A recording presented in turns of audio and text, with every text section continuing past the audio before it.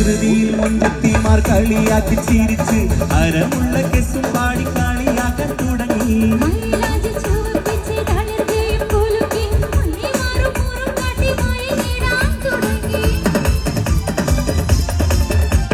കുസൃതിയിൽ മുഞ്ചത്തിമാർ കളിയാക്കി ചിരിച്ച് അരമുള്ള കെസും പാടി കളിയാക്കാൻ തുടങ്ങി.